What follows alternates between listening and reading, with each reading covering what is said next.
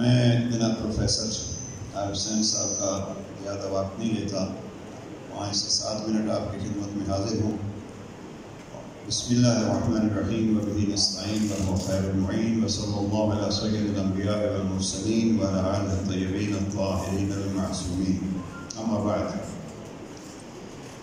کوئی تقریر مجھے نہیں کرنی، سب سے پہلے تو میں آپ جامعہ جعفریہ کے ان علماء کرام کا تہ دل سے شکر گزار ہوں کہ جنہوں نے کئی مہینے کی محنت سے آپ کے لیے یہ پلیٹ فارم مہیا کیا ہے۔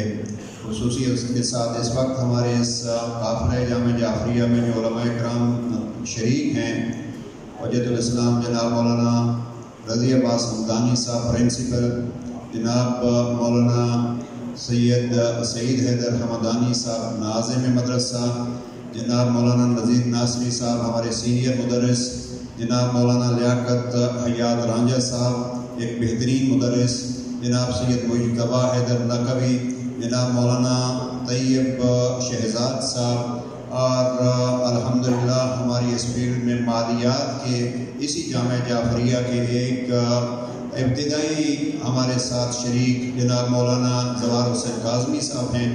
میں ان تمام علماء کرام کا تہ دل سے شکر گزار ہوں کہ ہم فقط کہہ دیتے ہیں اور یہ اپنی رات دن کی کئی مہینوں کی محنت سے آپ کے لیے یہ پلیٹ فارم مہیا کرتے ہیں۔ ان کی صحت و سلامتی کے لیے اور ان کی زحمات کی قبولیت کے لیے ایک دفعہ صلوات پڑھ لیجیے محمد۔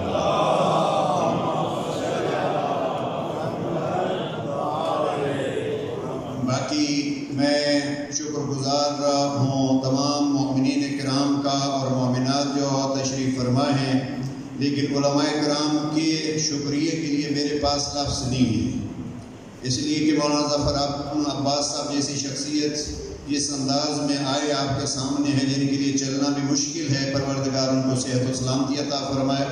ہماری اس محفل میں کم از کم 80 کے قریب علماء کرام تشریف فرما ہیں، اور ہماری خوش قسمتی ہے کہ ہمارے ساتھ جناب پروفیسر صاحب کے ساتھ جناب مولانا علامہ عمران بخاری صاحب امریکہ میں جو خدمات انجام دے رہے ہیں، جناب مولانا عاشق نقوی صاحب جو برطانیہ میں ہیں، اور مولانا عاشق نقوی صاحب کی صحت و سلامتی کے لیے خصوصیت کے ساتھ ہم دعا کریں گے کہ جن کی زحمات سے یہ جامع مسجد، یہ مسجد اتنا بڑا پلیٹ فارم کہ ہمیں بڑے سے بڑا پروگرام کرنے میں کبھی کوئی دقت نہیں ہوتی، یہ جامعہ جعفریہ پہ ان کی کرم نوازی ہے کہ آج الحمدللہ ہم ان کی محنتوں سے استفادہ کر رہے ہیں۔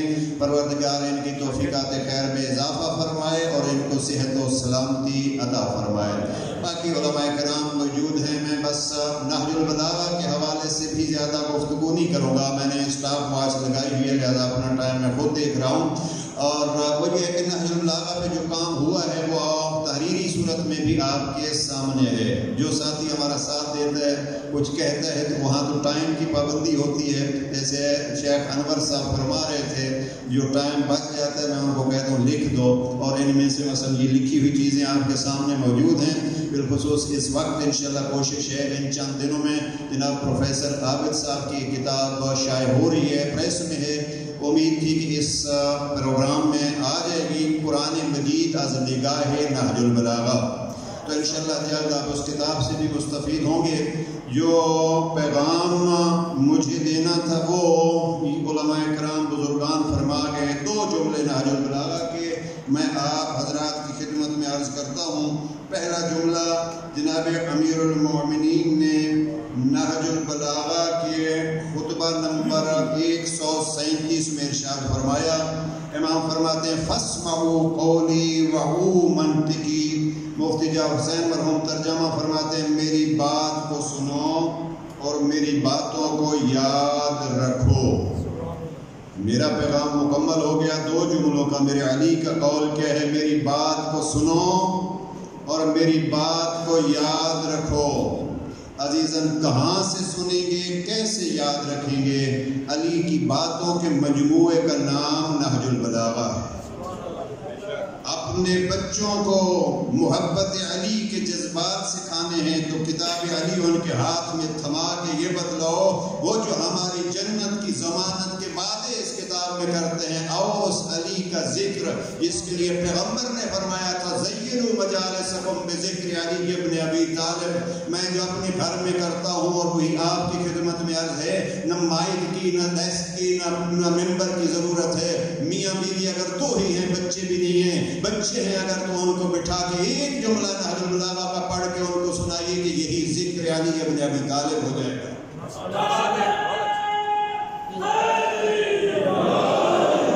اور ایک جملہ یہ ہو گیا. ایک جملہ جناب امام زمانہ کی ولادت کے ایام ہیں، 7 جگہ پہ علی امیر المومنین نے اپنے بیٹے کو یاد کیا، لیکن میں آپ کا وقت نہیں لینا چاہتا. ایک جملہ اور سنیے. اور جناب امیر المومنین علیہ السلام کا یہ خطبہ نمبر 57 ہے. عزیزو آئیے، آیا ہم علی کی سنتے ہیں یا نہیں؟ علی کی باتوں کو یاد رکھتے ہیں یا نہیں؟ اس خطبہ 57 میں امیر المومنین فرماتے کل کوئی آپ کو حکم دے گا سَيَعْمُرُكُمْ بِسَبِّي وَالْبَرَاعَةِ مِنِّي. ایسا بھی زمانہ علی پر آئے گا کہ لوگ کہیں گے علی کو گالیاں دو، علی سے برات کا اظہار کرو. امیر المومنین غریب امام یہ فرماتے ہیں وَإِنَّهُ سَيَعْمُرُكُمْ بِسَبِّي وَالْبَرَاعَةِ مِنِّي فَأَمَّا السَّبُّ فَسَبُّونِي. اگر کوئی کہے کہ علی کو گالیاں دے لو تو مجھ علی کو گالیاں دے لینا، اس لیے کہ اسی میں آپ کی نجات ہے.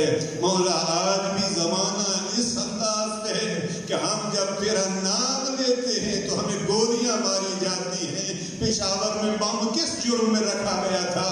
اسی لیے رکھا گیا تھا کہ یہ علی علی کرتے ہیں. ہاں عزیزو آؤ ہم اسی جرم پہ فخر کرتے ہوئے علی کو گالیاں دینے والوں کو یہ بتلائیں گولیاں ہمارے خون بہا سکتی ہے، لیکن ہمارے خون کے قطرے علی علی کر کے یہ بتلا سکتے ہیں جو گھٹی میں ماؤں نے ہمیں پلایا تھا، ہم خون بہا کے اس کا حفاظت کریں گے. اور یہی میں جملہ کہتا ہوں امام عصر کی خدمت میں، فرزند علی فرزند زہرا ہمارے وقت کے امام آپ ہیں. ہمیں ہمت دیجئے اس کی کہ ہم اس مشن کو جاری رکھیں، اس مشن کو جس کو کربلا میں حسین نے بڑی مشکل سے بچایا تھا. اور ایک زیارت پڑھ لیجیے گا مصائب تفصیل سے، جناب پروفیسر صاحب پڑھیں گے. امام عصر زیارت ناہیہ میں فرماتے ہیں میرا سلام ہو میرے اس بابا پہ جو گھوڑے کے زین سے اپنے دائیں رخسار کے بل گرا. میں یہی کہوں گے میرے مولا بابا کو کس انداز میں یاد کرتے ہو؟ فرماتے یا جدہ لوگ تجھے وقت مقرر کر کے روتے ہیں، لیکن میں ہوں اپنے وقت کا امام، میں صبح و شام آپ کو روتا ہوں. پروردگار ہمارے دکھی امام کو، امام عصر کو ہم سے راضی فرما. اور میں ان دنوں میں مسلسل یہی کہہ رہا ہوں، وہی جو علی کہہ رہے ہیں وہی میرے وقت کا امام فرما رہا ہے. گویا امام کے فرمان اگر آپ کو الگ نہیں ملیں تو نہج البلاغہ کو کھول کے، میں پچھلے مہینے جناب کمیل کی زیارت کے پاس بیٹھ کے یہی کہہ رہا تھا کمیل ہماری بھی سفارش کیجئے، نہج البلاغہ ہم اس نگاہ سے پڑھیں، اس انداز سے پڑھیں. میرے وقت کا امام خطبہ بیان فرما رہا ہے، کمیل کی جگہ پہ میں گناہگار بیٹھا ہوں. پروردگار آپ احباب کی توفیقات خیر میں اضافہ فرمائے، اور علماء کرام جو اس مشن میں ہمارا ساتھ دے رہے ہیں پروردگار ان کی توفیقات خیر میں بھی اضافہ فرمائے. السلام علیکم ورحمۃ اللہ وبرکاتہ.